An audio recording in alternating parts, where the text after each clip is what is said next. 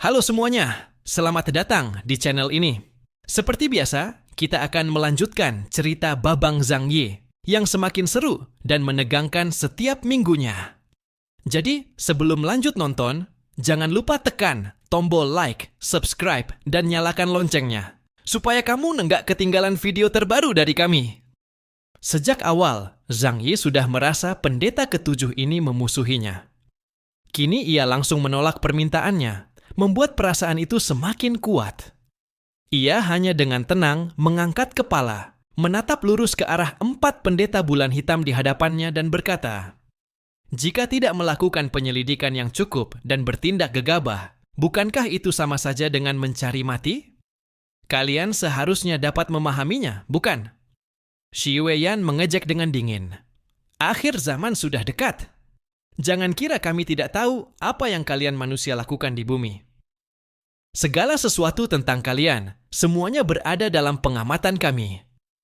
Dalam beberapa tahun ini, peradaban bawah tanah yang kalian musnahkan sudah ada beberapa, bukan? Bagaimana?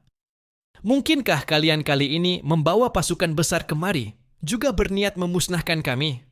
Perkataan Xi Weiyan sangat tajam, penuh dengan permusuhan yang telanjang. Terhadap peradaban luar, ia selalu bersikap sangat waspada. Jelas tidak semudah Xuan Yue Feiming dalam menerima pihak lain. Suasana di tempat itu menjadi sedikit tegang. Zhang Yi mengerutkan kening, lalu berkata datar, "Jika bukan karena munculnya celah di bulan yang mungkin mengancam keberlangsungan hidup kami, mana mungkin kami datang ke tempat ini? Kekuatan bangsa bulan sudah pernah kami saksikan. Kami tidak sebegitu impulsif sampai harus bertarung mati-matian dengan kalian." Xuan Yue Feiming juga menasihati, "Xi Weiyan tidak perlu bersikap terlalu sensitif. Jika ingin memasuki hutan matahari gelap, kita memang membutuhkan bantuan peradaban lain." 2 pendeta lain di sampingnya juga ikut menasihati, "Kami sama sekali tidak boleh menginjakkan kaki di wilayah itu. Jika tidak meminta bantuan mereka, apa mungkin kita benar-benar harus mengorbankan 5 orang? Pendeta bulan hitam hanya berjumlah 7. Jika harus mengorbankan 5 orang, dari 4 orang yang hadir di sini, masing-masing memiliki kemungkinan besar untuk menjadi tumbal." Xi Weiyan mengangkat lengan yang tertutup jubah lebar, jemarinya yang ramping menunjuk ke arah Zhang Yi. Tetapi orang ini sama sekali tidak boleh dipercaya, karena pada dirinya ada jejak aura Samael. Begitu kata-kata ini diucapkan, suasana seluruh istana seketika menjadi sangat berat. Beberapa pendeta bulan hitam menatap Zhang Yi, dan hanya dengan satu tatapan saja membuat Zhang Yi merasakan tekanan luar biasa. Terutama pendeta ketiga, sorot matanya yang tak berkilau itu saat menembus wajah gelap dan mengunci Zhang Yi, membuatnya merasakan sensasi yang pernah ia rasakan ketika berhadapan dengan Bai Longzi. Bahkan, untuk bergerak sedikit saja, ia merasa kesulitan. Bahkan di Shitian dan yang lainnya pun menatap Zhang Yi dengan penuh kebingungan. Namun mereka tidak mempercayai perkataan Xi Weiyan. Zhang Yi mustahil punya kesempatan pergi ke bulan. Urusan di bumi saja sudah membuatnya pusing. Saladin berkata terus terang, "Saat kami berada di bumi, kami pernah ikut memperkuat segel duluk Mamon. Mungkin saat itu kami terkena sebagian dari auranya. Sebenarnya aku juga ikut dalam aksi itu." Xi Weiyan menatap Zhang Yi dan berkata, "Tidak, kau berbeda dengannya. Pada tubuhmu ada kekuatan murni dari duluk sang raksasa, bahkan sangat dekat dengan kekuatan asalnya." Hati Zhang Yi pun terkejut. Saat itu ia memang pernah masuk ke dalam dunia tubuh Mamon, dan ia menyerap kekuatan makhluk-makhluk yang diciptakan Mamon di dalamnya. Apakah itu penyebabnya? Pendeta ketiga menatap Zhang Yi cukup lama, seolah-olah ada sepasang mata raksasa dalam kegelapan yang menembus dan melihatnya sampai ke dasar. Namun tidak lama kemudian, rasa dingin itu menghilang. Pendeta ketiga berkata, "Pendeta ketujuh, kau terlalu banyak mengkhawatirkan hal ini. Pada dirinya, aku tidak melihat bayangan Rasul yang jatuh. Kekuatannya memang mirip Samael, tetapi tidak berkaitan dengannya." Zhang Yi merasa makin bingung. Apa pula maksud semua ini? Sepertinya pendeta ketiga dan pendeta ketujuh memiliki kemampuan khusus tertentu. Namun dirinya dengan Samael, apa hubungannya? Xi Weiyan tetap bersikeras, Tidak peduli apakah ia terkait Samael atau tidak. Namun dalam situasi seperti ini, kami sama sekali tidak mengizinkan orang yang mencurigakan berada di atas bulan. Ia menatap Zhang Yi dan rombongannya, lalu berkata dingin, "Jika kalian masih ingin tetap tinggal, kirim orang ini kembali ke bumi." Mendengar itu, Zhang Yi hanya bisa menyentuh hidungnya dengan pasrah. "Sialan, memangnya aku ingin datang ke sini? Kalau bukan karena kalian membuat kesalahan besar yang membuat Samael berpeluang memecahkan segelnya, aku malas-malasan saja datang ke sini." Yang Xin kemudian berkata, "Itu agak sulit, karena orang yang kau maksud adalah manusia terkuat di bumi saat ini. Jika kami kehilangan dia, kekuatan tempur kami secara keseluruhan akan sangat berkurang." Akhirnya Xuan Yue Feiming kembali menengahi Xi Weiyan. "Waktu yang tersisa bagi kita sudah tidak banyak. Kita perlu meminjam kekuatan mereka. Apa kau benar-benar ingin dijadikan bahan bakar untuk memperkuat kekuatan singgasana?" Xi Weiyan tampak ragu. Ia pun akhirnya mengalah, tetapi tetap menatap dingin ke arah Zhang Yi. "Lebih baik kau jangan melakukan hal yang tidak sepantasnya. Sepasang mataku ini akan selalu mengawasi dirimu." Karena kegaduhan ini, Zhang Yi sudah tidak mood untuk berlama-lama di situ. Ia berdiri dan menyampaikan bahwa mereka berniat pergi sebentar ke Kekaisaran Bulan Cemerlang untuk melakukan kunjungan. Xuan Yue Feiming terpaksa membiarkan Zhang Yi dan rombongannya pergi. "Maaf, akhir-akhir ini, suasana di bulan sangat mencekam. Jika kami tidak menemukan benih api, kami semua mungkin harus gugur sebagai penggantinya. Karena itu, pendeta ketujuh agak terlalu emosional. Kalian boleh pergi ke Kekaisaran Bulan Cemerlang terlebih dahulu. Tetapi setelah itu mohon kembali. Aku sudah menyiapkan tempat tinggal untuk kalian.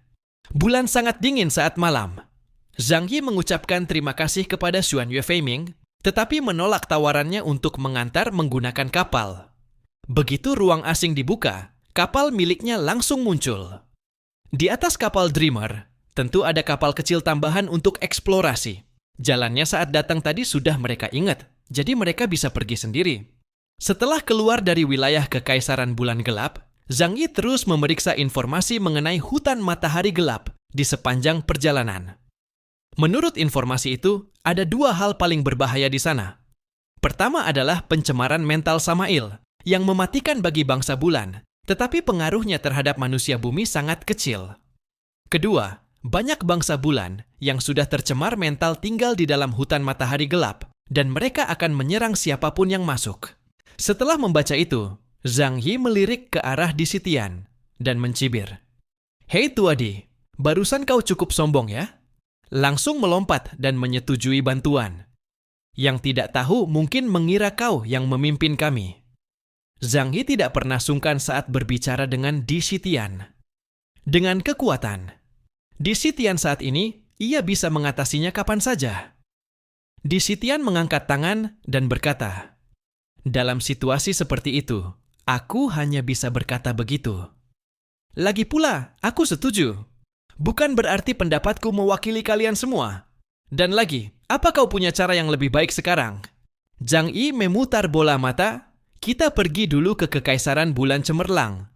Bagaimanapun juga, sudut bibirnya menampakkan senyum penuh makna. Kita tidak tahu apakah orang-orang Kekaisaran Bulan Gelap mengatakan yang sebenarnya." Meskipun mereka mungkin berkata jujur, Zhang Yi yakin mereka pasti menyembunyikan sesuatu. Saat Zhang Yi dan yang lainnya tiba di Kekaisaran Bulan Gemilang, mereka juga menerima penyambutan dari pihak sana. Orang-orang Kekaisaran Bulan Gemilang terhadap mereka tidak dingin dan tidak pula hangat. Yang menyambut mereka adalah penjaga bulan ketujuh yang baru saja mereka temui, Xi Yueliunian. Ia mengenakan zirah perak keputihan. Di dalam istana bulan gemilang, di bawah cahaya yang menyinari, zirah itu hampir tampak setengah transparan, berkilau dengan sinar suci yang membuat orang tak berani menatap langsung. Ia benar-benar seperti boneka porselen yang sangat indah. Ketika Zhang Yi dan rombongannya datang, mereka berpapasan dengan Benjamin Morgan dan para anggota Ksatria Meja Bundar. Kedua pihak bertukar sedikit informasi, lalu mereka pergi menghadap ke Kekaisaran Bulan Gelap. Gaya istana bulan gemilang adalah terang dan megah. Tingkat teknologi mereka setara dengan Kekaisaran Bulan Gelap. hanya saja memberi kesan yang lebih nyaman. Bagaimanapun, manusia bumi juga menyukai lingkungan yang dipenuhi cahaya.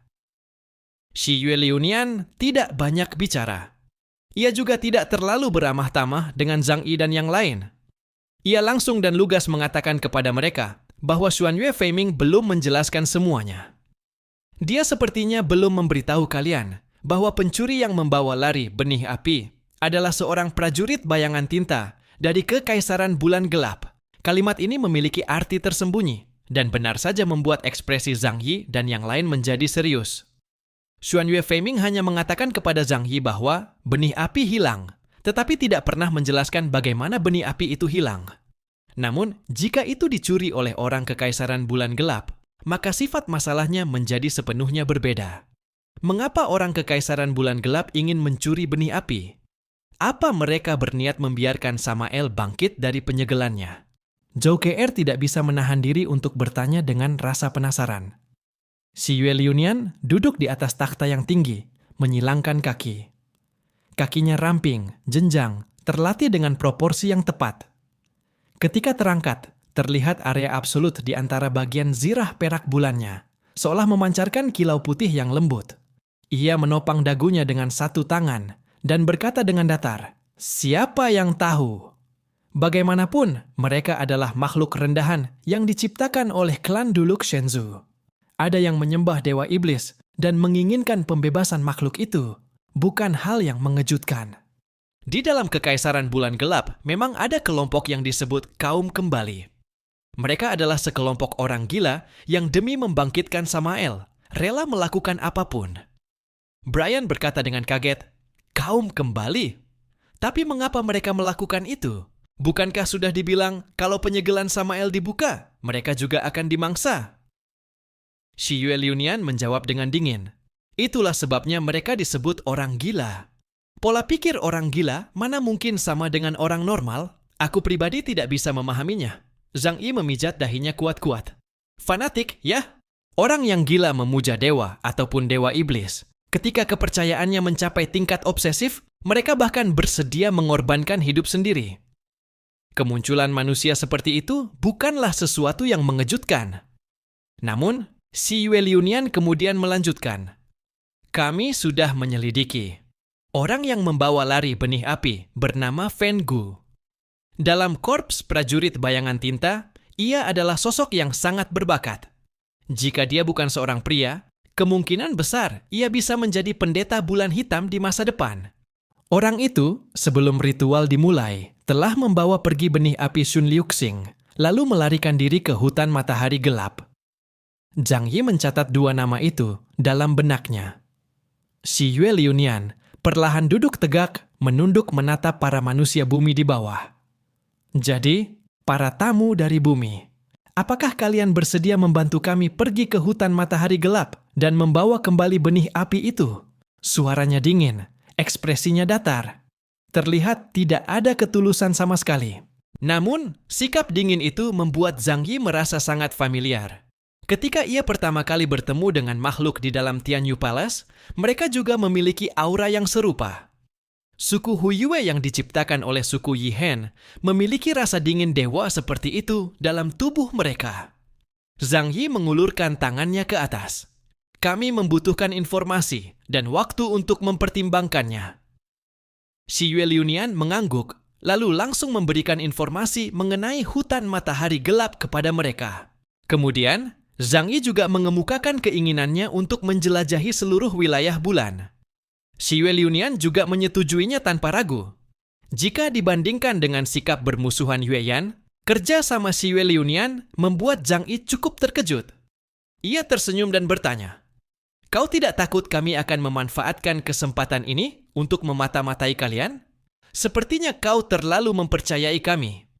Sudut bibir Shi Yueliunian untuk pertama kalinya menunjukkan senyuman yang penuh kebaikan. "Pada dirimu ada aroma leluhur kami, mereka yang dipilih oleh para leluhur. Tidak mungkin salah." Zhang Yi tersadar. Ia dan Xin adalah orang-orang yang dipilih oleh 4 penunggang suku Yihen dan telah melalui penyucian lautan esensi jiwa dari 14 miliar makhluk suku Yihen. Aroma itu dapat dirasakan oleh si Yueliunian yang merupakan ciptaan suku Yihen. Kalau begitu, ketidaksukaan Yueyan kepadanya selama ini mungkinkah juga berasal dari hal ini? Namun Yueyan pernah berkata bahwa tubuhnya memiliki aroma yang sama dengan Samael. Lalu itu bagaimana? Zhang Yi tidak bisa memahami benang merahnya, tetapi untungnya tidak perlu terburu-buru. Melihat keadaan bulan saat ini, mereka sedang menggunakan pengorbanan hidup untuk menstabilkan segel. Dalam waktu dekat, serpihan bulan tidak akan runtuh. Si Yueliunian juga menahan mereka, mengizinkan mereka tinggal di Kekaisaran Bulan Gemilang untuk beristirahat. Namun Zhang Yi menolak tanpa ragu. Orang-orang gereja dan Kolombia membutuhkan bantuan tempat istirahat dari bangsa bulan. Tetapi dia sendiri tidak membutuhkannya. Sekarang, ia belum sepenuhnya mempercayai dua kekaisaran itu. Kedua negeri itu juga ingin memanfaatkan mereka untuk menemukan benih api. Kalau begitu, hutan matahari gelap yang mereka sebut tidak terlalu berbahaya bagi manusia bumi, itu sebenarnya seperti apa? Siapa yang tahu? Setelah mengetahui cukup banyak informasi, Zhang Yi dan rombongannya pamit. Ketika pesawat mencapai luar istana, Zhang Yi mengeluarkan Dreamer dan membiarkan semua orang beristirahat di dalamnya. Fortress Tianhai. Untuk saat ini tidak ia keluarkan, karena itu adalah senjatanya. Dan karena ia masih berhati-hati terhadap bangsa bulan, ia tidak ingin memperlihatkan terlalu banyak kekuatannya. Ia menggunakan radio untuk mengirim pesan kepada gereja dan Morgan, serta yang lainnya, memanggil mereka kembali untuk berdiskusi bersama mengenai rencana selanjutnya. Mereka menunggu cukup lama di atas Dreamer, barulah kelompok itu datang terlambat. Ini tidak bisa disalahkan pada mereka. Bagaimanapun, di antara mereka tidak ada seorang pun yang memiliki kemampuan ruang sekuat Zhang Yi, yang bahkan bisa membawa kapal besar seperti ini kemanapun. Jadi mereka hanya bisa mengandalkan cara konvensional, memakai mobil bulan untuk bepergian. Tentu saja itu jauh lebih lambat. Rombongan besar itu berkumpul di atas Dreamer, dan setiap orang memiliki ekspresi serius. Kekaisaran Bulan Gemilang dan Kekaisaran Bulan Gelap memberi mereka terlalu banyak informasi. Mereka harus memilahnya dengan hati-hati, memisahkan yang berguna dari yang tidak, menyaring kebohongan, serta mendapatkan kebenaran. Kabin Dreamer cukup besar untuk menampung lebih dari 100 orang. Zhang Yi langsung berkata tanpa basa-basi, informasi yang kita dapat dari kedua pihak pada dasarnya hampir sama. Tapi mungkin saja ada sedikit perbedaan.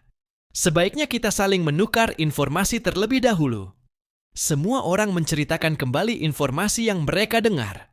Secara garis besar, hampir sama. Hanya sesekali terdapat perbedaan kecil yang kemudian saling melengkapi.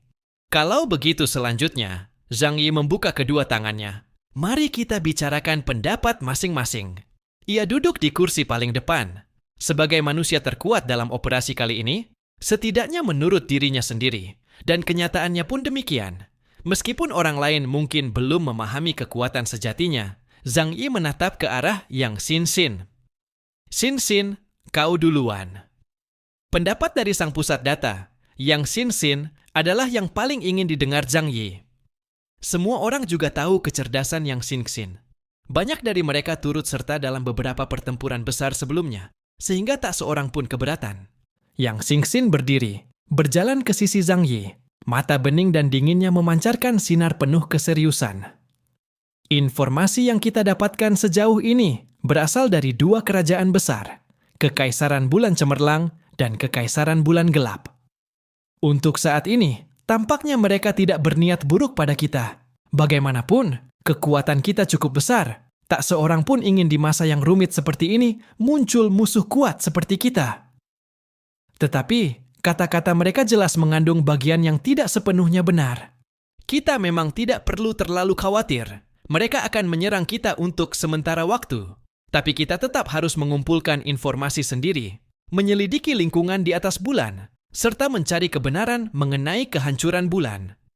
Ia mengangkat 5 jari. 5 hari. Dengan luas permukaan sisi gelap bulan, 5 hari cukup untuk menjelajahi tempat ini dengan tuntas. Ia menegaskan, ingat, Jangan mudah percaya ucapan para manusia bulan. Gunakan mata dan pikiran kita sendiri. Benjamin Morgan mendorong kacamatanya. Usulan ini sangat bagus, tapi masalahnya adalah, apakah mereka akan membiarkan kita melakukan penjelajahan? Yang Sin berkata datar, jika apa yang mereka katakan benar, dan mereka membutuhkan kita untuk merebut kembali api asal, maka mereka harus menyetujui syarat kita. Ini adalah hubungan saling menguntungkan, bukan salah satu pihak memohon kepada pihak lain. Mungkin justru mereka yang lebih terburu-buru. Pengorbanan 10 imam bulan hitam, atau para pelindung bulan, jelas merupakan hal yang tidak ingin dilihat kedua kekaisaran manusia bulan itu. Benjamin Morgan mengangguk. Baiklah, aku tidak ada pendapat lain. Untuk urusan penjajakan wilayah, pihak Kolombia bisa memimpin. Bagaimanapun, kami paling mengenal medan di sini. Kolombia memiliki pengalaman bertahun-tahun dalam eksplorasi bulan. Yang Sin pun tidak mengajukan keberatan. Yang lain sangat setuju dengan usulan Yang Sin, karena informasi masih terlalu sedikit dan memperoleh data adalah prioritas utama. Malam itu, semua orang berpisah untuk beristirahat. Orang-orang Kolombia dan pihak gereja kembali ke kapal mereka. Bukan karena mereka tidak ingin tinggal di Dreamer, tapi karena Zhang Yi tidak menahan mereka, sehingga mereka pergi dengan sedikit kecewa. Malam pun tiba. Bulan memasuki sisi belakang planet bumi, tertutup oleh planet raksasa tersebut, langsung terbenam dalam kegelapan dan hawa dingin. Suhu merosot drastis, dingin menggigit. Namun bagi Zhang Yi dan yang lainnya, mereka sudah terbiasa. Baju tempur mereka mampu beradaptasi dengan kondisi ekstrem apapun. Mengaktifkan sistem pertahanan otomatis Dreamer, Zhang Yi kemudian terlelap. Kekaisaran Bulan Gelap. Kerajaan bawah tanah raksasa yang lahir dari kehendak spiritual Samael dan pada akhirnya juga akan lenyap bersama kehendak spiritual Samael. Di tengah kegelapan, sebuah lorong biru yang melintasi jurang besar terbentang menuju kedalaman tak dikenal. Bulan biru yang tergantung di langit memancarkan sinar aneh nan memikat. Sebuah sosok perlahan muncul dari ujung lorong, melangkah maju. Ia tidak menutupi dirinya sedikit pun. Jubah biru khas Imam Bulan Hitam tampak megah dan agung. Wajahnya tak terlihat jelas, namun dari bulan hitam raksasa di punggungnya, identitasnya dapat dikenali. Imam Bulan Hitam ketujuh, Eclipse Yan. 10 jarinya yang panjang dan pucat saling bertaut, kepalanya menunduk, dan dari tubuhnya terpancar aura yang membuat orang gelisah. Tidak jelas ia hendak kemana melalui lorong tersebut. Namun ketika ia tiba di tengah lorong, dari balik salah satu pilar besar muncul sosok lain. Imam ketujuh, kau hendak pergi kemana? Suara dingin menggema. Orang itu mengenakan jubah hitam. Suaranya datar tanpa emosi. Eclipse Yan menyadarinya. Suaranya menjadi berat. Jadi kau menungguku? Benar, aku menunggumu. Karena aku menemukan sesuatu. Tampaknya kau ingin melakukan hal yang tidak baik. Suara sosok hitam itu tetap dingin. Meski jarak mereka cukup jauh, namun di antara keduanya mengalir hawa dingin, seolah bisa diraba. Eclipse Yan menunduk. Ekspresinya mungkin sedingin dan seserius suaranya. Kedatangan manusia bumi bukanlah hal yang baik. Mereka terlalu lemah dan pada tubuh mereka ada aroma bangsa duluk. Aku tidak menyukainya. Sosok hitam bertanya, oh, jadi engkau ingin membunuh mereka? Eclipse Yan berkata dingin, usir mereka. Kalau tidak, mereka akan mengganggu rencana kita. Rencana? Rencana pengorbanan? Kau benar-benar berniat mengorbankan nyawamu untuk menyalakan api asal? Itu lebih baik daripada membiarkan mereka tinggal dan menimbulkan dampak yang tak terduga. Selesai berkata, Eclipse Yan melangkah hendak pergi. Namun pada saat itu, terdengar tawa meremehkan dari belakangnya. Eclipse Yan, kau sedang berbohong. Langkah Eclipse Yan mendadak terhenti. Di balik jubah hitam itu, tidak ada wajah, hanya suara tawa dingin yang bergema di atas jurang kosong. Kau ingin menyelamatkan mereka dan membiarkan mereka pergi dari sini, bukan? Pupil Eclipse Yan menyempit tajam. Ia berbalik menghadap sosok hitam tersebut. Kenapa aku harus menyelamatkan mereka? Sosok hitam melangkah perlahan mendekatinya. Seiring langkahnya, ruang di belakangnya tiba-tiba menggelap, seakan disiram tinta pekat. Dari tubuhnya terpancar kekuatan yang tak menguntungkan. Mereka pergi. Lalu dari mana kita akan mendapatkan api asal berkualitas tinggi untuk menggantikan kita dalam pengorbanan? Selain itu, mereka adalah bagian sangat penting dalam rencanaku. Eclipsian tidak lagi menyembunyikan apapun dan membentak rendah. Akhirnya kau menunjukkan dirimu, kaum radikal. Tujuanmu sebenarnya adalah... Belum selesai ia berbicara, dari tubuh sosok hitam itu, kekuatan gelap menyebar seperti tinta yang mewarnai seluruh ruang. Dalam sekejap, gelombang gelap itu meluap, menyelimuti segala arah, menerjang ke arahnya. Eclipsian tak ragu sedikit pun. Ia segera melompat dan menembus udara. Kemampuannya memang tidak memungkinkan terbang. Meskipun nilai kekuatan supernaturalnya mencapai 48.000, ia tetap membutuhkan alat bantu untuk dapat terbang. Namun sosok hitam itu berkata dengan tenang, "Kemampuanmu, roda baik dan jahat, memang bisa menilai kekuatan supernatural lawan. Itu memberimu keunggulan awal, tetapi pada akhirnya kemampuan itu lebih cocok sebagai pendukung, bukan untuk bertarung. Berhadapan denganku secara langsung, kau tidak punya peluang sama sekali." Shi Yueyan juga mengetahui hal itu di dalam hatinya. Ia melesat terbang menuju ujung lorong gelap. Namun di belakangnya, bayangan hitam itu dengan cepat mengejar. Tidak ada gunanya. Saat kau memutuskan untuk menyembunyikannya dariku dan diam-diam memperingatkan para manusia bumi agar pergi, saat itulah kau sudah ditakdirkan menjadi pengorbanan. Di tangan Xiaoyan muncul sebuah senjata besar berwarna biru kelam. Ia membidik ke arah belakang dan melepaskan tembakan energi yang kuat. Serangan dengan indeks kekuatan kemampuan 48.000 poin itu, meski hanya ledakan energi paling murni, tetap memiliki daya rusak yang mencengangkan. Namun bayangan hitam itu justru seperti sebuah mulut raksasa dari jurang terdalam, menyerap seluruh tembakannya hingga habis. Apapun serangan yang dilakukan Shi Yueyan, semuanya tidak menghasilkan efek apapun. Dengan marah ia berteriak, "Melakukan ini apa artinya bagimu? Mengejar kematian? Tidak, ini adalah pengorbanan yang mulia. Mengorbankan diri sebagai santapan untuk membangunkan sang dewa iblis." Begitu suara bayangan hitam itu jatuh, energi hitam yang seperti tinta tumpah langsung menyelimuti seluruh ruang, menutupi langit dan bumi, seolah mulut jurang yang menutup menelan Shi Yueyan sepenuhnya. Apa? Kekuatanmu? Tidak, ini bukan kemampuanmu. Dari awal yang berusaha melawan, suara Shi Yueyan pada akhirnya dipenuhi keputusasaan. Jadi kau mendapatkan kekuatan itu dari sang dewa iblis. Kupikir, itu dia. Bayangan hitam itu mengepalkan tinjunya di udara, dan kekuatan gelap menelan Shi Yueyan sepenuhnya. Kekuatan roda kebajikan dan kejahatan memang sangat berguna, tetapi kau terlalu percaya diri. Sampai begitu lama, kau bahkan tidak pernah lagi menggunakannya padaku, dan kau tidak menyadari bahwa aku sudah berbeda dari masa lalu. Kau terlalu naif, Shi Yueyan. Gunakanlah hidupmu untuk menyempurnakanku. Keesokan harinya, sebelum fajar tiba, Zhang Yi sedang beristirahat di dalam kamar. Tiba-tiba, ia membuka matanya dengan cepat. Indra keenam yang kuat memberitahunya bahwa sesuatu yang buruk telah terjadi.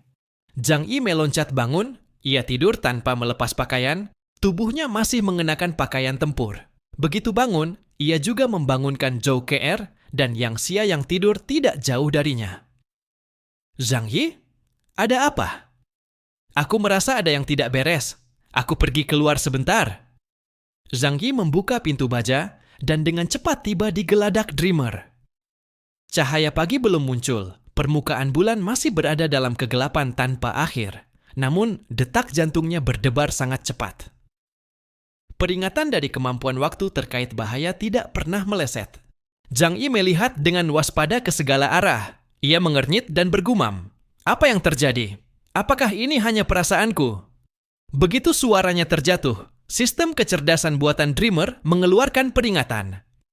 Peringatan, peringatan. Terdeteksi reaksi energi tinggi di depan. Harap bersiap untuk pertempuran. Tatapan Zhang Yi seketika menjadi tajam. Bangunkan semua orang. Aktifkan mekanisme pertahanan tingkat 1. Sistem cerdas Dreamer.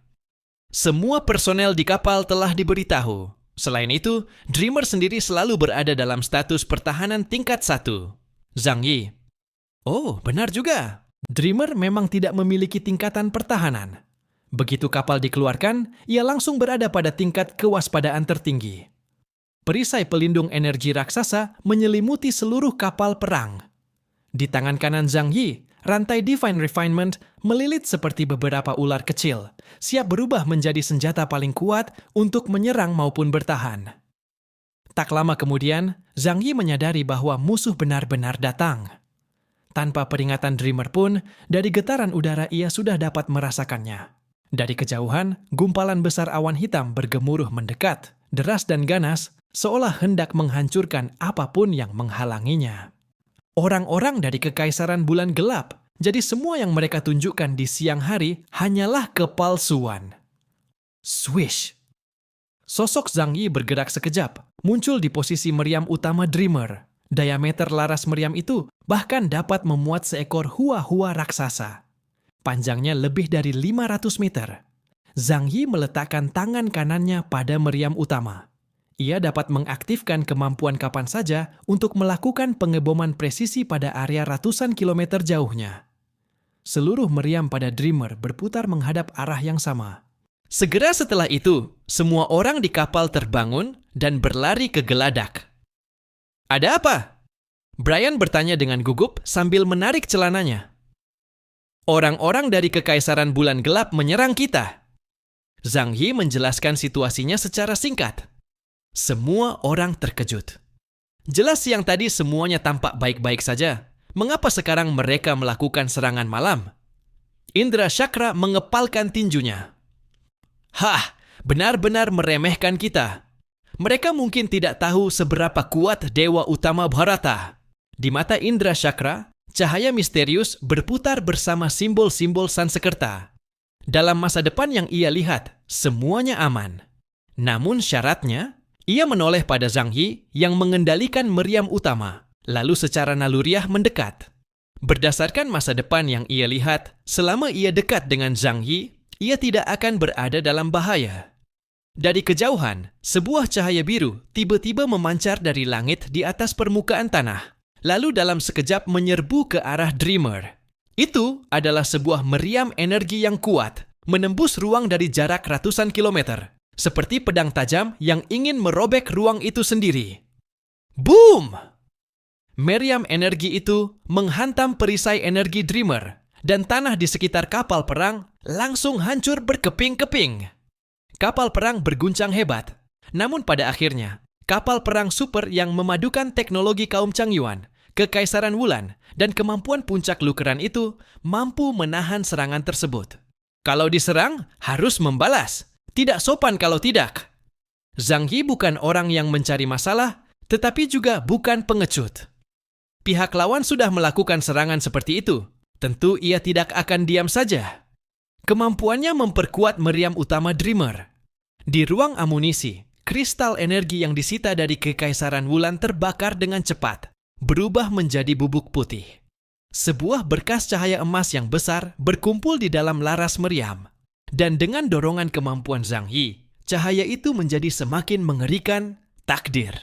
Zhang Yi berucap pelan. Sebuah energi hitam keluar dari laras meriam, menembus perisai energi satu arah, dan dalam sekejap memantulkan kembali arah serangan musuh. Kecepatannya sangat tinggi. Jarak ratusan kilometer dilewati dalam waktu kurang dari 10 detik. Di mata Zhang Yi, mata kiri bersinar dengan roda jam kuno. Sedangkan mata kanan menyala dengan cahaya kekacauan dari kehampaan. Waktu dan ruang. Dua kemampuan itu akhirnya mulai perlahan bereaksi dan membentuk teknik gabungan. Tembakan presisi ditambah siklus takdir, serta jarum detik waktu yang menghitung prediksi akurat terhadap segala sesuatu 5 detik ke depan, membentuk teknik pembunuh jarak jauh yang lebih kuat. Takdir. Apapun yang menjadi sasaran teknik ini pasti akan terkena. Teknik ini mirip dengan Gungnir, tombak abadi milik Odin. Tetapi yang satu adalah senjata hukum sebab akibat, sementara milik Zhang Yi adalah kemampuan ruang waktu. Pasukan Kekaisaran Bulan Gelap yang menyerbu tidak menyangka bahwa serangan balasan dari manusia bumi bisa begitu cepat dan begitu kuat. Dalam keadaan lengah, lebih dari 10.000 prajurit elit langsung berubah menjadi abu oleh serangan itu. Serangan balik Zhang Yi datang begitu cepat dan ganas, tanpa sedikit pun keraguan. Jika pihak lawan ingin bertarung, maka ia akan bertarung. Kini Zhang Yi sudah bukan lagi sosok yang dulu dikejar-kejar orang dan dipukuli kemanapun ia pergi. Ia menguasai inti teknologi dari 3 peradaban besar, menggenggam tubuh duniawi milik Ling, energi Kekaisaran Wulan, serta kapal Dreamer milik Ras Changyuan. Dirinya sendiri juga memiliki indeks kekuatan gaib yang mencapai 45.000 poin. Walaupun hari ini ia tidak mampu mengalahkan Kekaisaran Bulan Gelap, ia tetap memiliki kemampuan untuk melindungi dirinya sendiri. Di pihak Kekaisaran Bulan Gelap, kerugian mereka sangat besar. Lebih dari 10.000 prajurit menguap tanpa suara bersama kapal mereka di depan beberapa imam besar bulan hitam, membuat wajah mereka semakin buruk. Menjijikkan, memalukan, menyebalkan sekali-kalian para manusia bumi, makhluk yang lebih menjengkelkan daripada bangsa Deluk. Kalian benar-benar pantas mati. Aku benar-benar tidak seharusnya memiliki harapan apapun pada kalian.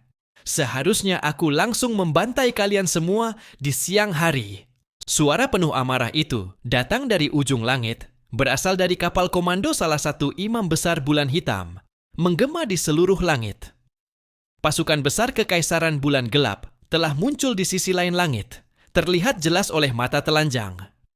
Itu adalah suara dari imam besar bulan hitam ketiga, Ming Yue Chiying, Ming Yue Shiying. Tatapan Zhang Yi menjadi sedingin es, dan semua orang di atas kapal perang pun bersiap untuk pertempuran hidup dan mati. Namun ucapan perempuan itu membuat semua orang merasa sangat bingung. Apa maksudnya? Kenapa mereka yang bicara satu hal dan melakukan hal lain justru menyalahkan kita sekarang? Benar-benar konyol. Tidak ada waktu untuk berdialog, karena pasukan Kekaisaran Bulan Gelap yang dikerahkan kali ini sangatlah besar. Ribuan kapal perang, lebih dari 100.000 prajurit. Kekaisaran Bulan Gelap dikerahkan. Pada saat yang sama, masih ada 3 kapal induk raksasa. Simbol bahwa ketiga imam besar bulan hitam turun secara langsung. Serangan energi yang rapat seperti hujan lebat ditembakkan ke arah Dreamer. Lukeran yang duduk di ruang kendali tidak menunjukkan sedikit pun rasa takut di matanya. Sebaliknya penuh dengan antusiasme. Setelah pertempuran melawan Kekaisaran Wulan, ia memperoleh sumber daya dalam jumlah besar serta teknologi baru. Teknologi tersebut 100% diinvestasikan ke dalam pembangunan 3 kapal perang super dan benteng Tianhai. Ia tidak bisa menggambarkan seberapa kuat kemampuan tempur kapal ini sekarang. Namun ia tahu bahwa menghadapi peradaban tingkat tinggi, mereka tetap memiliki kekuatan untuk bertarung. Hasil terburuk adalah Dreamer dihancurkan, namun Zhang Yi masih memiliki 2 kapal perang lain dengan kelas yang sama, serta 1 benteng Tianhai yang pertahanannya jauh lebih mengerikan. Gelar pertahanan mutlak di pihak Zhang Yi berlaku dalam segala aspek. Tanpa persiapan yang matang, mana mungkin ia berani membawa orang-orangnya datang ke bulan. Wajah Saladin yang kurus tampak menunjukkan ekspresi berat. Di tangan kanannya, sebilah pedang melengkung hitam memancarkan cahaya dingin yang suram, dan seluruh tubuhnya mulai terlihat samar, seolah siap kapan saja berubah menjadi ilusi 2 dimensi. Aku merasa ada sesuatu yang sangat janggal. Pasti ada kesalahpahaman di sini. Bisakah kita mencoba bernegosiasi dengan mereka? Si gendut Shu mendengar ucapan itu dan berkata dengan gugup, "Tapi ini sudah berubah menjadi perang panas. Masih bisa dinegosiasikan?" Saladin berkata datar, "Selama perang panas belum menghasilkan hasil akhir, kita bisa bertarung sambil bernegosiasi." Di sisi Zhang Yi, pada baju zirah Dewa Iblis yang ia kenakan, perlahan muncul helai-helai aura mengerikan. Setelah bergabung dengan armor terminasi, kekuatan yang tersimpan di dalamnya juga ikut dipertahankan.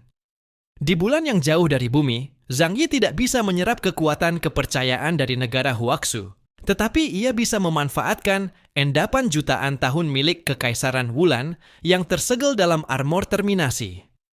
Asap kematian yang pekat, aura pembunuhan, dan kebencian melingkupi sepenuhnya baju zirah itu, menghasilkan hawa dingin ekstrim dan tekanan luar biasa, sehingga orang-orang di sekitarnya secara refleks mundur jauh. Bahkan Dewi Musim Dingin, Molana, sulit menahan tekanan tersebut. Kekuatan kaos semakin meningkat lagi. Meskipun aku kembali dari Laut Es Kutub Utara, apa aku tetap tidak bisa mengejar langkahnya? Molana mengernyit, hatinya dipenuhi sedikit penyesalan. Yang Xin melangkah maju.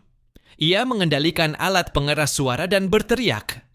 Setelah kami meninggalkan Kekaisaran Bulan Gelap, kami tidak melakukan apapun. Apakah kalian benar-benar ingin menyerang kami, atau ada konflik yang belum kami ketahui? Kalaupun ingin bertarung, setidaknya katakan dulu alasannya. Bagaimanapun juga, bulan adalah wilayah kalian. Kami tidak bisa melarikan diri. Boom! Awan gelap bergerak dari Cakrawala Mati menuju tempat itu, dan armada Kekaisaran Bulan Gelap menutupi seluruh pandangan di depan. Suara imam besar ketiga diselimuti tawa dingin yang penuh ejekan. Apa? Kalian ingin mengatakan bahwa imam besar bulan hitam ketujuh bukan mati di tangan kalian? Begitu kata-kata itu muncul, semua orang di Dreamer terdiam. Imam besar bulan hitam ketujuh. Mati? Mereka mulai mengingat sosok yang di siang hari menunjukkan permusuhan besar terhadap Zhang Yi dan kelompoknya. Belum sampai 1 hari berlalu, kabar kematiannya malah muncul. Di Kekaisaran Bulan Gelap, 7 imam besar bulan hitam adalah penguasa tertinggi, setara dengan 6 komandan tertinggi di negara Huaxu. Kematian satu di antaranya jelas membuat seluruh Kekaisaran Bulan Gelap murka. Yang Xin berkata, "Dia bukan kami yang membunuhnya. Setelah meninggalkan Kekaisaran Bulan Gelap, kami sama sekali tidak kembali ke sana. Jika kalian menuduh kami yang membunuhnya, apakah ada bukti?"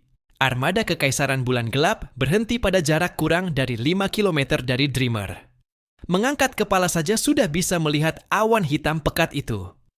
Imam besar ketiga mendengar perkataan Yang Xin dan langsung mengerutkan kening.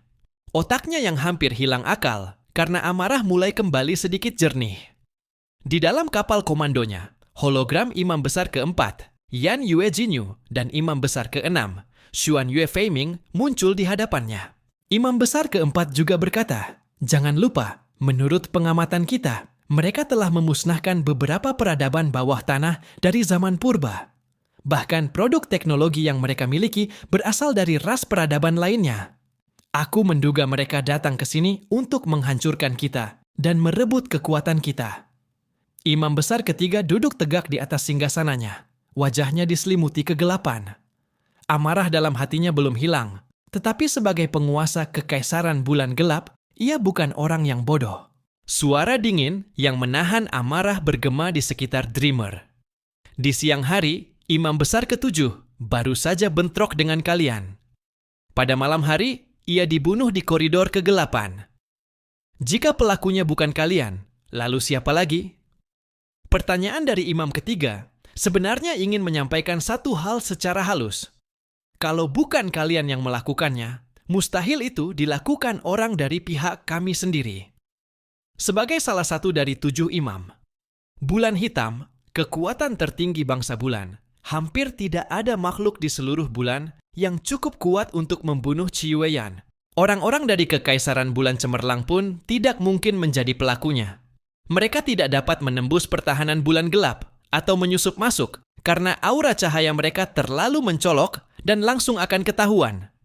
Karena itulah, ketika Qi Weiyan ditemukan tewas, semua orang langsung berkesimpulan bahwa para manusia bumi yang baru saja tiba pada hari itu adalah pelakunya. Mengenai bukti, bagi mereka tidak perlu bukti.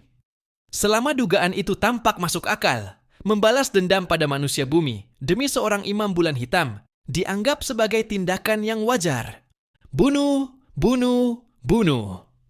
Dari arah Kekaisaran Bulan Gelap, suara tak terhitung banyaknya prajurit bergemuruh, kuno dan dipenuhi aura dingin menusuk.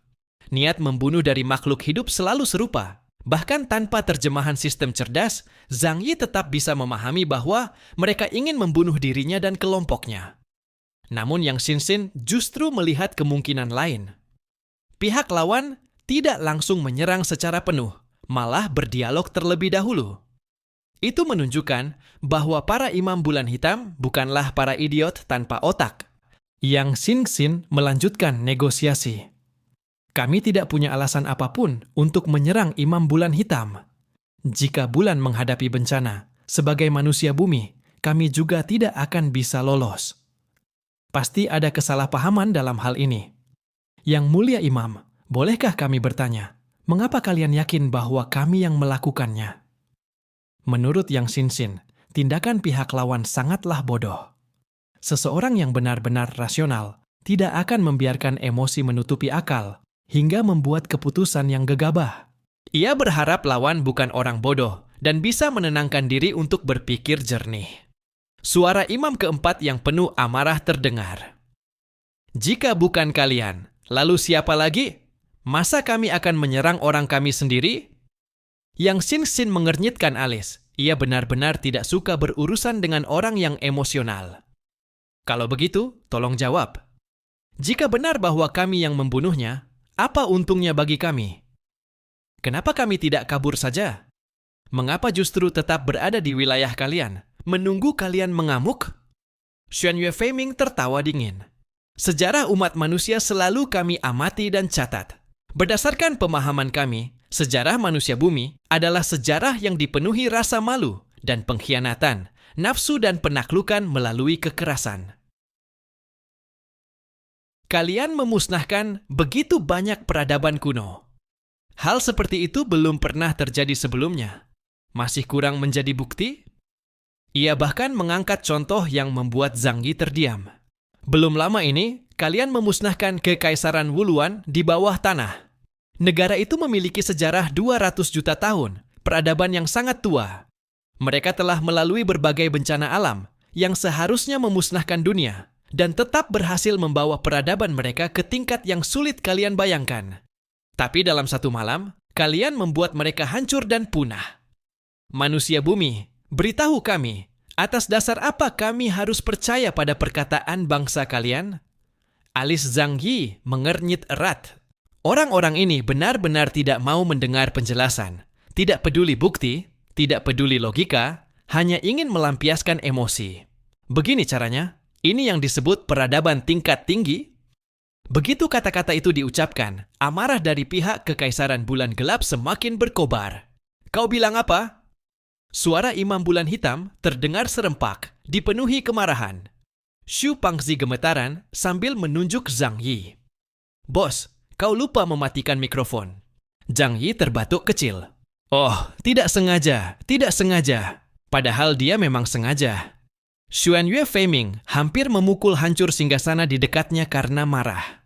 Kami telah berdiri di jagat raya selama puluhan miliar tahun, menyaksikan sendiri bagaimana kalian berkembang dari manusia kera menjadi seperti sekarang. Dan kalian berani bilang, kami tidak layak disebut peradaban tinggi? Sungguh menggelikan. Zhang Yi malah berkata terus terang, jika kalian benar-benar sebegitu maju, kalian seharusnya tahu bahwa bertindak tidak boleh hanya mengandalkan emosi. Tanpa bukti apapun, bahkan tanpa kepastian bahwa kami punya motif, kalian langsung menjatuhkan vonis bahwa kami adalah pelaku. Itu bukan keadilan, itu adalah kebiadaban. Imam keempat tidak tahan lagi. Manusia licik, serang mereka, tangkap semuanya, baru diadili. Begitu perintah dijatuhkan, armada Kekaisaran Bulan Gelap langsung menghujani serangan dahsyat. Satu demi satu meriam energi melesat seperti meteor yang membakar langit. Namun, Zhang Yi dan Lu Keran juga bukan tanpa persiapan. Lu Keran menyilangkan kaki telanjang di atas panel kontrol. Mulutnya menggigit permen lollipop. Ia bahkan tidak perlu turun tangan sendiri, hanya memberi instruksi ringan. Fokuskan pertahanan ke arah depan. Atur otomatis distribusi titik energi pada lapisan perisai. Teknologi dari ras Changyuan betul-betul berguna. Serangan bertubi-tubi dari Kekaisaran Bulan Gelap sama sekali tidak mampu mengguncangnya. Zhang Yi pun mulai naik darah. Ia berteriak lantang. Ini bukan kami yang melakukannya. Jika kalian tetap ingin memfitnah kami, maka kita semua mati bersama saja. Saat itu, biarkan kekaisaran bulan cemerlang jadi penonton. Tangan kanannya menekan meriam utama. Kekuatan besar bangkit dari tubuhnya. Energi yang tidak kalah dari Imam Bulan Hitam membuat pihak lawan sedikit gentar. Armada pun menghentikan tembakan. Dua imam lainnya memandang imam ketiga dengan bingung. "Kakak, ada apa? Jangan bilang kau mulai percaya pada manusia bumi yang menyebalkan ini." Imam ketiga terdiam. Saat ini imam pertama dan kedua berada di jurang kegelapan untuk menahan perluasan retakan. Ia adalah komandan tertinggi kekaisaran. Bulan gelap. Kekaisaran bulan cemerlang. Musuh bebuyutan mereka yang selama tak terhitung zaman selalu berniat menghancurkan mereka. Ucapan Zhang Yi mengingatkan mereka bahwa semua ini, mungkinkah memang konspirasi dari kekaisaran bulan cemerlang? Karena hilangnya api sumber adalah kesalahan seorang prajurit bayangan kelam dari pihak mereka sendiri. Membunuh seorang imam bulan hitam untuk menjadikannya bagian dari api sumber, guna mengisi kekurangan energi singgasana bulan perak. Keadaannya menjadi penuh teka-teki. Meski marah, ia harus mempertimbangkan semua kemungkinan. Pada saat itu juga, dari kejauhan, armada kekaisaran bulan cemerlang tiba. Orang-orang dari gereja dan dari Kolonvia juga datang terlambat. Mereka sebenarnya sudah lama mengetahui situasi ini, namun tidak sebodoh itu untuk langsung ikut bertempur. Pilihan Benjamin Morgan adalah memberitahu kekaisaran bulan cemerlang mengenai kejadian ini. Kini di medan perang terbentuk 3 kekuatan besar. Kapal Dreamer berada tepat di tengah. Kekaisaran bulan cemerlang dan kekaisaran bulan gelap saling berhadapan memisahkan kapal itu. Di antara pasukan megah yang seluruhnya terdiri dari prajurit berzirah perak, sebuah jalan dibuka perlahan. Keluar dari sana seorang penjaga ke-7 bulan, pemilik rambut perak panjang, selembut dan sebening boneka kristal, Xi Yue Liunian. Xi Yue Liunian turun dari kapal perang, mengenakan zirah bulan yang berkilau. Di tangannya, ia memegang sebilah pedang perang raksasa. Ketika ia melangkah, cahaya bulan berputar mengelilingi rambut peraknya yang panjang. Penampilannya benar-benar tampak seperti peri, penuh keindahan dan kemegahan yang nyaris tak nyata. Ia tiba di medan pertempuran dan langsung mengajukan pertanyaan kepada kedua belah pihak. Orang-orang bintang bumi baru tiba di bulan sudah membuat keributan sebesar ini. Kalian memang benar-benar tidak bisa tenang. Lalu ia memandang pasukan kekaisaran bulan gelap. Sebesar ini barisan yang kalian siapkan, apa kalian berniat melakukan ritual persembahan tingkat pemusnahan negara? Kalimat itu penuh dengan sindiran, jelas menuding kekaisaran bulan gelap sebagai pelaku utama kehilangan Fire Seed. Jika begitu, menurutnya wajar saja mereka mengorbankan banyak pengguna kekuatan istimewa untuk menutup kehilangan Fire Seed. Para pendeta bulan hitam mengerutkan kening ketika melihat kedatangan Xi Yue Liunian. Xi Yue Liunian, jangan datang ke sini hanya untuk menonton keributan. Urusan ini, apakah bukan kalian dari kekaisaran bulan terang yang mengendalikannya di balik layar? Pendeta ketiga bertanya dengan dingin. Xi Yue Liunian berkata datar, "Aku hanya datang untuk menonton. Pertumpahan darah antara kalian dan mereka tidak ada hubungannya denganku. Hanya saja, aku ingin bertanya pada kalian. Jika kalian memusnahkan orang-orang bintang bumi, siapa yang akan mengambil kembali Fire Seed untuk kami?" Pendeta ketiga terdiam. Kaum bulan sama sekali tidak mungkin mendekati hutan matahari gelap, terutama orang-orang dari kekaisaran bulan gelap. Hutan matahari gelap adalah wilayah dengan polusi kehendak spiritual Samael yang paling kuat. Karena mereka adalah makhluk ciptaan Samael, merekalah yang paling sulit menahan erosi kekuatan mental tersebut. Jelas, untuk saat ini, meminjam kekuatan orang-orang bintang bumi adalah pilihan terbaik. Namun kematian pendeta ketujuh, itu adalah hal yang tidak akan pernah mereka toleransi. Pendeta ketiga berkata, "Xi Yue Liunian, mereka telah membunuh satu pendeta bulan hitam. Menurutmu, apakah hal seperti ini bisa dibiarkan begitu saja?" Wajah Xi Yue Liunian yang semula datar menunjukkan perubahan. 7 penjaga bulan dari kekaisaran bulan terang berpasangan dengan 7 pendeta bulan hitam dari Kekaisaran Bulan Gelap. Tidak, harusnya dibalik. Keberadaan para pendeta bulan hitam diciptakan oleh kehendak Samael untuk menghancurkan segel. Cahaya dan kegelapan adalah dua sisi keseimbangan yin dan yang. Selama bertahun-tahun, Shi Yue Liunian kerap berurusan dengan Qi Weiyan. Kini mendengar kabar kematiannya saja, ia tak dapat mempertahankan ketenangan batinnya. Ia memandang Dreamer lalu melihat ke arah Vatikan dan Benjamin. Matanya dipenuhi keraguan. Apa yang sebenarnya terjadi? Zhang Yi menarik napas panjang dan menjelaskan dengan sedikit kesal. Mereka tidak punya bukti apapun, dan kami tidak punya alasan untuk menyerang pendeta bulan hitam. 100 langkah mundur sekalipun, misalnya kami berniat melakukannya, apa kami punya kemampuan untuk membunuh seorang pendeta bulan hitam yang begitu kuat? Itu pun di wilayah Kekaisaran Bulan Gelap. Apa kami ingin mencari mati? Pendeta ketiga mendengar perkataan Zhang Yi dan perlahan kembali tenang. Ia juga mulai menyadari ada sesuatu yang janggal. Qi Weiyan memang mati di koridor gelap, tempat yang dekat dengan jurang, dan mustahil dipasangi pengawasan. Jadi bagaimana ia mati, tak seorang pun tahu. Namun orang-orang bintang bumi tidak memahami kemampuan dan tingkat kekuatan Qi Weiyan untuk membunuhnya dengan senyap di wilayah Kekaisaran Bulan Gelap. Apakah itu mungkin? Pendeta ketiga mulai tenggelam dalam pemikiran. Namun pendeta keempat tiba-tiba berkata, alasan, dalam tubuh mereka ada gen warisan Druk, kumpulan berbagai sifat rendah, gabungan keserakahan dan hasrat. Mereka ingin merampas apapun demi memperkuat diri. Alasan itu belum cukup? Pendeta keenam, Xuan Yue Feiming, setelah terdiam lama, juga berkata perlahan, kalau bukan mereka yang melakukannya, masakah mungkin pelakunya adalah orang kita sendiri? Begitu kata-kata itu keluar, wajah pendeta ketiga dan pendeta keempat menunjukkan ekspresi terkejut. Karena apa yang dikatakan Xuan Yue Feiming sebenarnya pernah terlintas di benak mereka, namun mereka tidak mau mengakuinya. Di dalam Kekaisaran Bulan Gelap, satu-satunya yang memiliki kemampuan untuk membunuh Qi Weiyan secara cepat adalah para pendeta bulan hitam yang lebih kuat. Selain itu, mereka jauh lebih memahami kemampuan Qi Weiyan. Karma Will bukan kemampuan murni untuk bertarung, melainkan kemampuan untuk melihat esensi kekuatan orang lain yang dapat secara besar meningkatkan peluang kemenangan para pendeta bulan hitam dalam pertempuran. Benar-benar kemampuan ilahi. Dalam matanya, tidak ada rahasia bagi para pengguna kekuatan. Tetapi untuk kemampuan pertempuran tunggal, ia justru yang terlemah di antara 7 pendeta bulan hitam.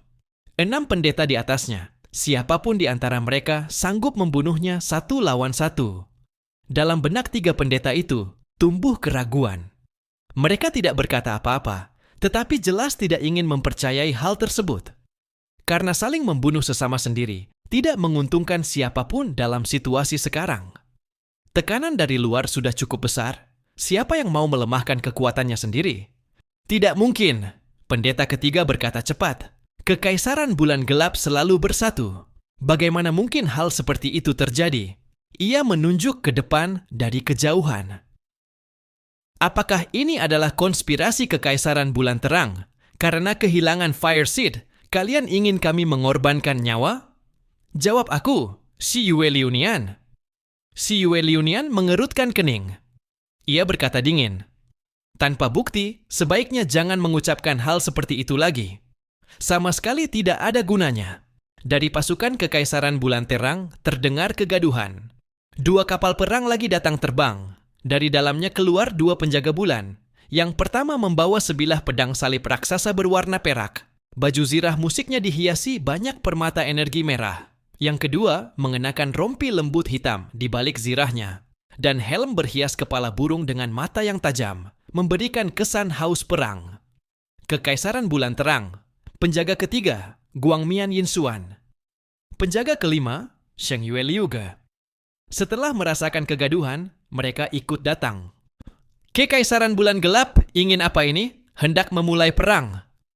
Sheng Yue Liuge menyeringai. Di matanya bahkan ada sedikit kegembiraan. Sebagai orang paling gila perang di Kekaisaran Bulan Terang, Tujuannya yang paling besar adalah memusnahkan kekaisaran bulan gelap. Ia juga merupakan orang yang paling ditakuti oleh kekaisaran bulan gelap. Ketika pendeta ketiga melihat keadaan semakin tidak terkendali, ia hanya bisa berkata, "Kematian Qi Yueyan harus ada yang mempertanggungjawabkannya. Jika tidak, kekaisaran bulan gelap tidak akan pernah membiarkan hal ini begitu saja. Jika perang dimulai, tidak bisa dihentikan dengan mudah. Jika dibiarkan menggantung, kekaisaran bulan gelap akan kehilangan kekuatan kohesinya. Wibawa para pendeta bulan hitam juga akan runtuh. Namun apa yang harus dilakukan? Zhang Yi dan kelompoknya tidak mungkin menyerah begitu saja. Mereka tidak melakukan apa-apa, tentu tidak akan mengakui, dan mustahil mau membayar harga untuk sesuatu yang bukan perbuatan mereka." Penjaga ketiga dari kekaisaran bulan terang berkata, "Soal ini, lebih baik kita duduk dan membicarakannya baik-baik. Bulan saat ini tengah dipenuhi krisis.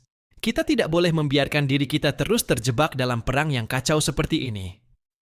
Pada akhirnya, setelah ketiga pihak berdiskusi, mereka memutuskan untuk duduk dan berbicara.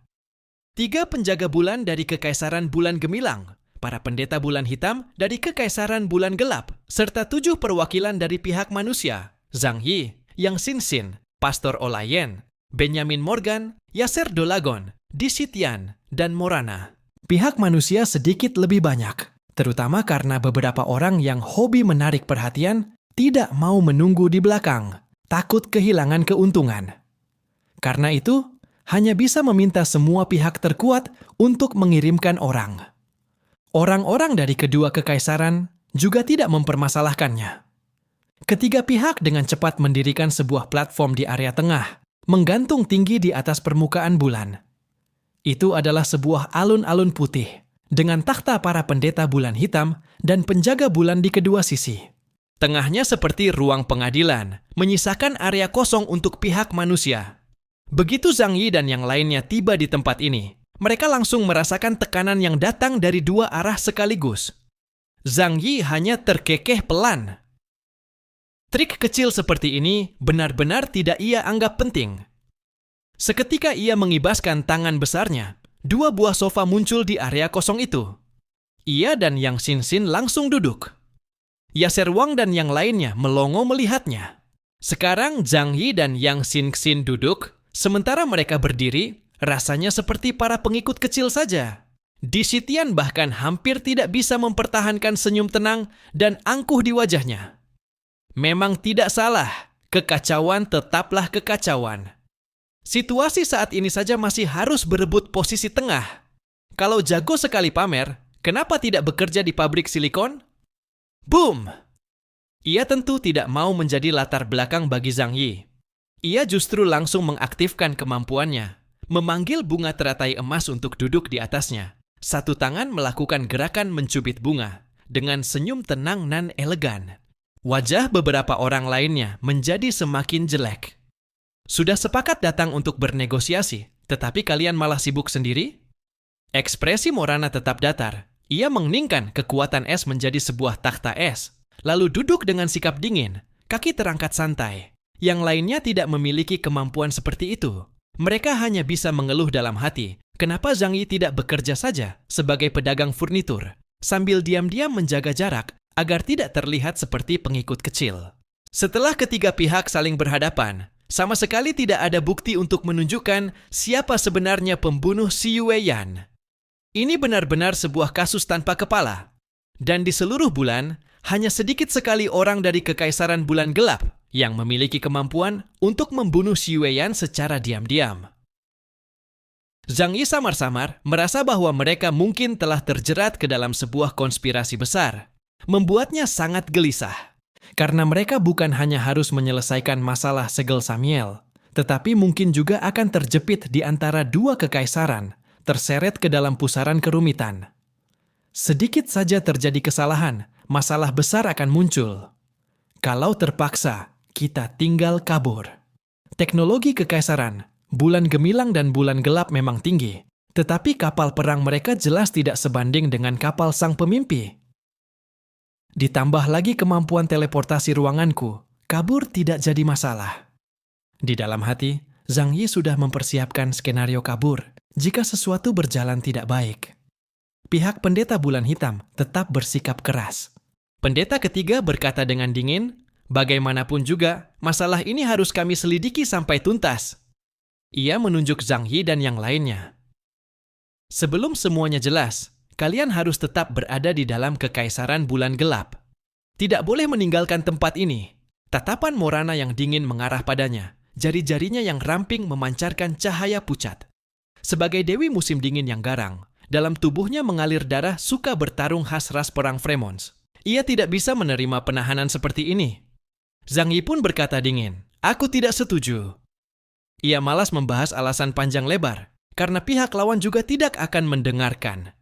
Ia langsung berkata kepada pendeta ketiga, "Mau menjadikan kami tahanan.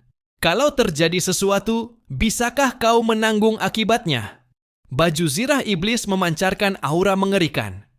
Pendeta ketiga sedikit mengernyit, dan wajahnya yang tertutup tampaknya menyimpan emosi yang kompleks. Namun detik berikutnya, suara dingin menggema dari tenggorokannya. Dalam sekejap, sebuah tekanan besar meledak dari tubuhnya, menghantam Zhang Yi dan yang lainnya. Sekejap itu juga, wajah semua orang berubah. Yaserwang dan Saladin, yang tingkat kemampuan khususnya kini berada di kisaran 40.000 poin, langsung tersungkur tanpa bisa melawan. Pastor Olayen mendengus pelan, satu lututnya jatuh ke tanah, wajahnya memerah, berusaha bangkit. Ia hanya bersujud di hadapan Paus dan Tuhan. Ini adalah penghinaan besar baginya.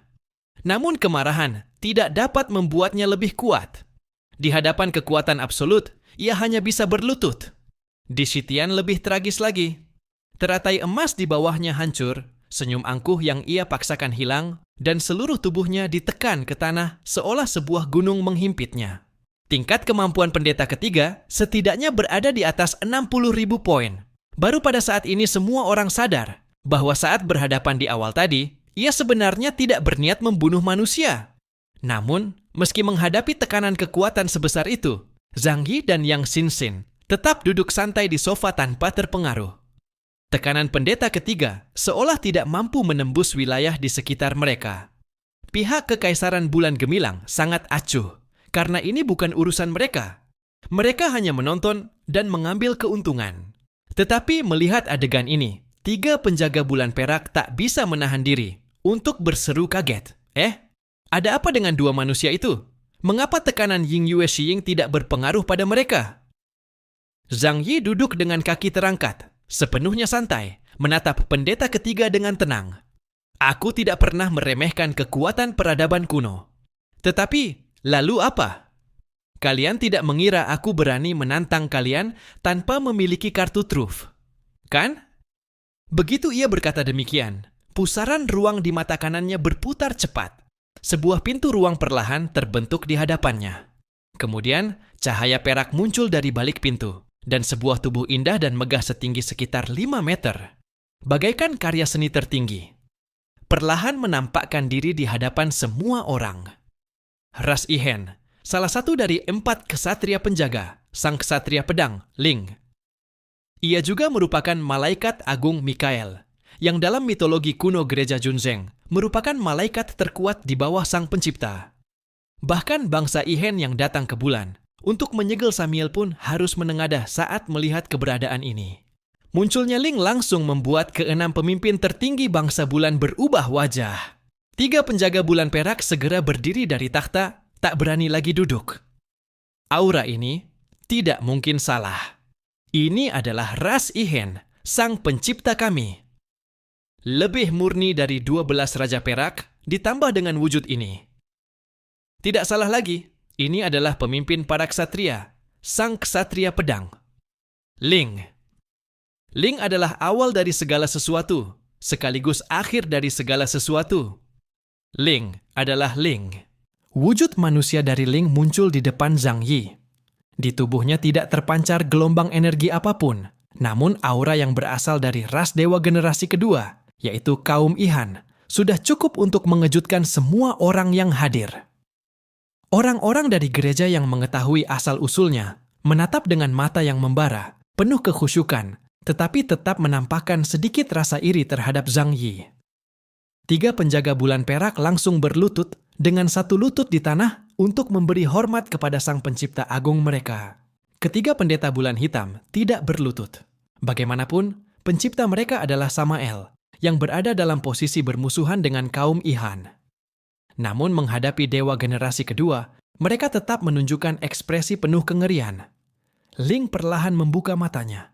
Ia melihat orang-orang di hadapannya, lalu menurunkan pandangannya dengan tenang ke sisi Zhang Yi. Ia tidak mengatakan apapun. Yang ia miliki hanyalah ingatan. Di masa lalu ia bahkan tidak memiliki fragmen ether yang dianggap sebagai jiwa. Karena itu, di masa lalu ia hanya melakukan apapun yang diperintahkan Zhang Yi. Kini, setelah menyerap sebagian fragmen ether Zhenglou, tidak diketahui perubahan apa yang telah terjadi padanya. Namun terhadap segala sesuatu di dunia luar, ia tetap menunjukkan sikap acuh tak acuh. Tidak pernah berinisiatif untuk bertanya tentang apapun. Ling hanya berdiri diam di sisi Zhang Yi. Tinggi tubuhnya yang mencapai 5 meter memancarkan tekanan besar. Meski tidak berbicara, kehadirannya saja sudah merupakan sikap yang paling jelas. Tiga penjaga bulan perak menundukkan kepala dengan penuh kegembiraan dan berlutut. Setelah menunggu lama tanpa mendengar Ling berbicara, mereka tetap menunjukkan kekhusyukan. Dewa yang agung, mampu kedatangan Anda di satelit ini adalah kehormatan terbesar bagi kami. Apakah Anda datang demi Samael? Suara si Yue Liunian dipenuhi getaran dan kebahagiaan. Jika Ling bersedia turun tangan sendiri, maka apapun yang disebut bangsa Dewa Drak sama sekali bukan tandingan. Puluhan miliar tahun yang lalu, para 4 ksatria sendiri yang menyegel para Dewa Drak satu demi satu. Dan itu pun bukan hanya sekali. Pada masa itu, jumlah bangsa Druk tidak hanya 7. Di bawah pimpinan 7 Raja Iblis terkuat, jumlah pasukan Druk sangatlah luar biasa. Namun sekalipun mereka adalah ras yang sangat kuat, memiliki vitalitas mendekati tak terbatas sebagai generasi ketiga, ketika mereka mencoba menggulingkan kekuasaan para dewa, mereka tetap diinjak-injak dan ditindas berkali-kali oleh kaum Ihan yang dipimpin oleh 4 ksatria. Jika bukan karena kaum Ihan merasa jenuh dengan kehidupan, tak berkesudahan sebagai pengamat, dan memilih kembali ke dunia ether, bangsa Druk sama sekali tidak akan memiliki kesempatan. Tetapi Ling tidak memberikan jawaban apapun. Para pendeta bulan hitam saling berpandangan, tidak tahu bagaimana menghadapi situasi seperti ini. Xuan Yue Feiming membuka mulut dan berkata, "Bukankah para dewa telah kembali ke ether? Bagaimana mungkin keberadaan seperti ini masih tertinggal?" Di tengah kegembiraan, ucapan Xuan Yue Feiming membuat semua orang kembali ke realitas. Benar, jika ini benar-benar Ling yang asli, maka auranya saja seharusnya cukup untuk sepenuhnya menekan kegelisahan Samael dan membuat semua orang tidak mampu menimbulkan niat memberontak sedikit pun. Namun, Ling yang berada di hadapan mereka sekarang tidak memberi mereka perasaan tekanan mutlak itu. Dengan cepat, mereka memahami asal-usul situasinya. 3 penjaga bulan perak mengangkat kepala. Pada saat itu, mereka menyadari bahwa Ling di depan mereka bukanlah sang ksatria pedang yang asli, melainkan hanya cangkang fisik yang ia tinggalkan di dunia material. Benar, beliau tidak mungkin memiliki ketertarikan apapun terhadap dunia material. Sudah sejak lama beliau kembali ke dunia ether yang agung. Si Yue Liunian berkata dengan penuh perasaan. Namun meski begitu, mereka tetap bersikap hormat di hadapan Ling. Penjaga bulan perak ketiga langsung berkata, "Siapapun yang diakui oleh kesatria pedang adalah sosok yang mewarisi kehendak pencipta kami. Ia tidak mungkin pelaku pembunuhan. Kalaupun ia, pasti ada alasannya yang sah." Ucapan penjaga bulan perak ketiga secara langsung menunjukkan sikapnya berada di pihak Zhang Yi. Para pendeta bulan hitam mendengar itu, dan wajah mereka menjadi semakin tidak enak. Meski tidak ada yang bisa melihat wajah mereka. Jika kekaisaran bulan cahaya dan manusia bergandengan, kekaisaran bulan gelap tentu bukan tandingan. Lagi pula, kekuatan para manusia ini juga tidak bisa diremehkan. Terutama manusia yang mengenakan zirah dewa iblis itu. Kekuatan orang itu cukup untuk menandingi pendeta bulan hitam paling lemah. Kaum bulan cahaya diciptakan oleh kaum Ihan. Rasa hormat mereka kepada kaum Ihan tertanam hingga ke tulang. Cangkang tubuh Ling saja sudah cukup untuk membuat mereka berpihak tanpa syarat kepada Zhang Yi. Namun Kekaisaran Bulan Gelap tidak menerima hal itu begitu saja. Bagaimanapun juga, harus ada yang bertanggung jawab atas kejadian ini. Dalam peristiwa kali ini, kedatangan manusia memiliki tanggung jawab yang tak bisa dihindarkan. Jika kalian bersikeras melindungi mereka, kami bisa saja memulai perang. Pendeta ketiga berkata dengan suara sedingin es. 3 penjaga bulan perak juga tidak menunjukkan keraguan sedikit pun. Dari tubuh mereka terpancar energi kuat yang tidak kalah dari para pendeta bulan hitam. 6 sosok tingkat Dou yang memiliki lebih dari 50.000 poin, kekuatan saling berbenturan auranya, membuat ruang di sekitar mereka bergetar hebat. Selain Zhang Yi dan Yang Xingxin, para manusia kuat lainnya ditekan hingga berlutut, bahkan tidak mampu bergerak sedikit pun. Kalau memang harus begitu, biarlah kami menjadi korban persembahan. Toh, jika kami tidak bisa menemukan kembali benih api, pasti ada yang harus gugur. Cepat atau lambat saja. Pendeta bulan hitam ketiga berkata dengan dingin. Penjaga bulan perak ketiga membalas tanpa ekspresi. Kami, orang-orang Kekaisaran Bulan Cahaya, sejak kapan takut pada makhluk yang diciptakan oleh bangsa Druk? Kami akan mematuhi kehendak Lady Ling dengan tegas. Perang seolah siap meledak kapan saja.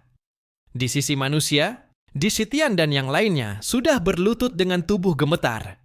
Keringat dingin mengalir deras. Jika benar terjadi pertarungan, mereka pasti akan menjadi korban pertama yang mati terkena dampak pertempuran. Saat itu, seseorang dengan tingkat kemampuan lebih dari 30.000 berada di tempat ini, mungkin tidak bisa disebut sebagai umpan meriam, tetapi tetap saja hanya menunggu mati. Dan pada saat itulah, dari pihak manusia, suara Yang Xingxin memecah ketegangan yang membeku. Untuk apa membuat suasana menjadi tidak menyenangkan seperti ini? Tujuan kalian melakukan semua ini bukan untuk mengatasi masalah Segel sama El. Aku membantu kalian menyelesaikan masalah itu. Bukankah berarti kita tidak perlu bertarung? Perkataan Yang Xingxin membuat semua mata langsung tertuju padanya. Yang Xingxin masih duduk di sofa, tanpa rasa takut sedikit pun. Suaranya setenang air. Sebenarnya, baik pendeta bulan hitam maupun penjaga bulan perak diam-diam merasa lega. Masing-masing dari mereka memiliki alasan untuk tidak mundur. Tetapi jika bisa menghindari pertarungan, siapa yang mau mati sia-sia dalam konflik seperti ini? Karena itu, tatapan semua orang kepada Yang Xingxin dipenuhi harapan. Yang Xingxin berkata tanpa ekspresi, "Cara menyelesaikan masalah ini sangat sederhana. Kami akan memasuki hutan matahari gelap dan mencari kembali sumber benih api kalian yang hilang. Bukankah begitu saja selesai?" Walau tidak bisa melihat wajah para pendeta bulan hitam, Zhang Yi merasa mata mereka tampak bersinar cerah. Tanah terlarang yang tidak berani dimasuki oleh bangsa bulan, hanya mereka yang bisa mendatanginya. Selama Segel Samael dapat diperkuat kembali, para penjaga bulan perak dan pendeta bulan hitam tidak perlu mengorbankan hidup.